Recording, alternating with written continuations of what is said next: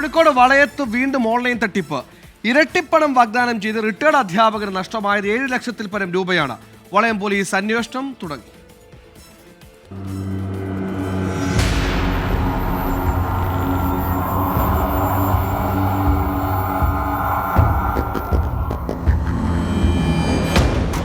Retired അധ്യാപകൻ ചേക്കാട് സ്വദേശി K ശശിധരനാണ് പരാതിക്കാരൻ.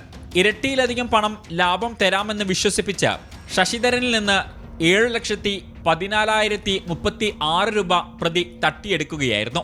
AS സഞ്ജന എന്ന് പേരുള്ളയാളാണ് പണം തട്ടിയത്. ഇത് യഥാർത്ഥ പേരാണോ എന്ന് പോലും സംശയിക്കുന്നു. 2025 ജനുവരി 24 മുതൽ ജൂൺ 6 വരെയുള്ള കാലയളവിലാണ് പല തവണയായി പണം നൽകിയത്. Data property housing set project എന്ന സൈറ്റിൽ നിക്ഷേപിക്കാനെന്നാണ് ധരിപ്പിച്ചത്. എന്നാൽ നാളിതുവരെയായി മുതലുമില്ല, ലാഭവുമില്ല. അധ്യാപകന്റെ പരാതിയിൽ വളയം പോലീസ് അന്വേഷണം ആരംഭിച്ചു. 24 കോഴിക്കോട്.